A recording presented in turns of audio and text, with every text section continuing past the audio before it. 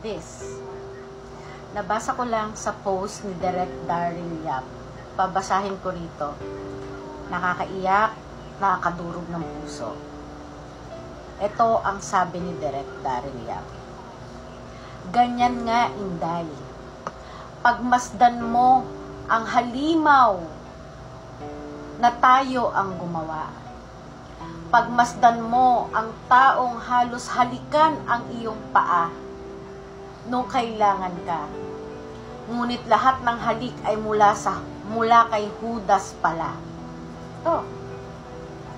Pagmasdan mo ang taong nakiamot lamang ng liwanag, ngunit gusto ka ngayong ilagay sa dilim.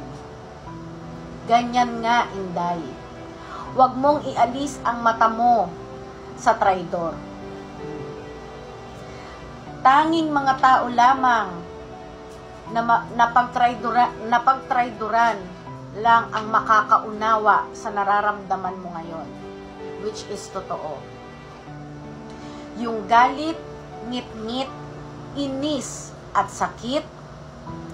Galit dahil alam mong kahit hindi ka perpekto, hindi ka masamang tao para tapakan. Ngit-ngit dahil kasabay ng katraidoran ay maraming mahal mo sa buhay ang nadadamay. Inis dahil kailangan mong harapin ang lahat ng taong sinaksak ka patalikod. BBM, Lisa Marcos at ito. Lahat ng tao na dumidikit sa kanya nung campaign. Kilala ko yung mga yan. At sakit dahil pinakisamahan at pinaniwalaan mong tunay ang lahat ng ipinakita.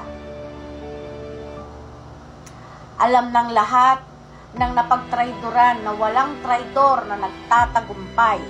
Walang traidor na nagtatagumpay. Wala silang maipagmalaki, wala silang pwedeng maliitin.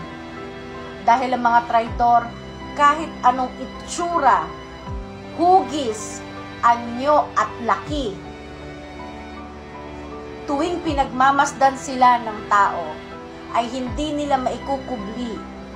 Ang nakikita nila ay maraming mukha ng inggit, ambisyon, kataksilan, at kawalan ng sariling kakayahan. Kaya sila traidor ay dahil hindi nila kaya ng harapan. Hindi nila kaya ng harapan. Ganyan nga, Inday. Harapin mo ang traidor. Napakagandang mensahe galing kay Direk Daryl Yap. Napakaganda. So ngayon, bawat isa sa atin na mahilig tumulong, magiging silbing aral ito sa atin na yung ibang taong tinutulungan natin, nakukuha pa tayong traidorin. Tignan nyo na lang ang ginawa ng mga Duterte sa mga Marcos. Nilinis ang putik at baho sa kanilang pangalan, ibinangon ng mga Duterte ulit. Lugmok na lugmok ang mga Marcos. Sa Senado, sa Congress, walang sino man ang rumerespeto sa kanila noon. Kinamumuhian ng mga Pilipino. Pero dahil sa tinulungan sila ng Duterte, makabalik, mabigyan ng tiwala ulit. Yung baho sa pagkatao nila, nilinis ng Duterte. Tapos ngayon, anong igaganti ng mga Marcos sa mga Duterte? At itong demonyong to,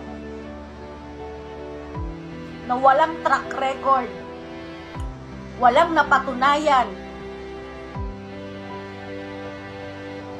ang sisira sa isang agila na napakadaming pinatunayan, madaming natulungan, at ito'y walang alam kundi magnakaw ng bilyon-bilyong pera sa gobyerno.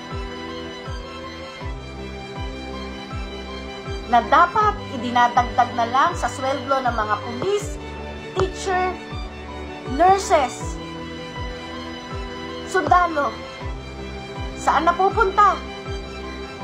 Ninanakaw nento at ni Marcos, ng asawa ni Marcos, ni Lisa Marcos at ni Bongbong Marcos.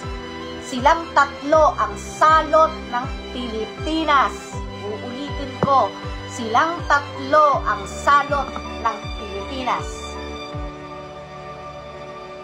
Mga tinulungan ni Inday makaahon sa putikan.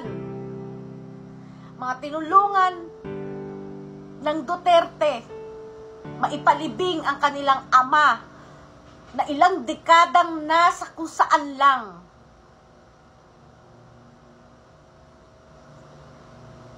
Kahit sa totoong buhay, kahit sa ating normal na tao, pag may tinulungan tayo, sasalbahihin pa tayo ng mga tinulungan natin. Lalo na pag pera ang involved. Kaya itong mga ito, wala nang sasantuhin ito. Ginamit lang nila si Inday. Ginamit lang nila ang mga Duterte. Wala nang makalinawan sa kanilang pag-iisip dahil sila'y mga bangag, mga adik. Tama yan, Inday. Titigan mo ang mukha ng lalaking yan. At balang araw, kapag nailuklok ka ng sambayan ng Pilipino bilang presidente, tignan mo ang pagmumukha ng lalaking yan. Ilagay mo sa dapat niyang kalagyan.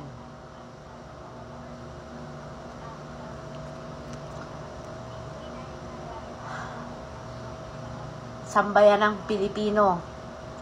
Sa mga teachers na sumusuporta sa inyong dating DepEd Secretary, sa mga kapulisan, sundalo na nagmamahal pa rin sa mga Duterte, sa mga nurses na binigyang halaga ng mga Duterte, OFWs, lahat, alam po namin na ang suporta nyo ay nananatiling na kay Duterte.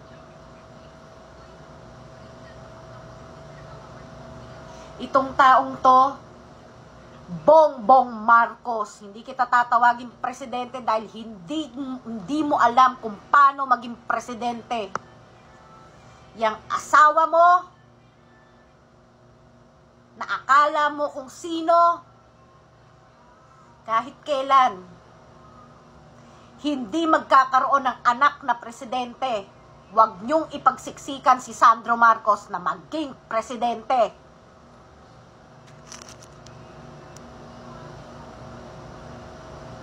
Sobra na kayo. Sobra na kayo. Gusto nyong makita ang People's Power 2.0? Sige, ibibigay yan ng Luzon, Visayas at Mindanao. Tandaan nyo yan.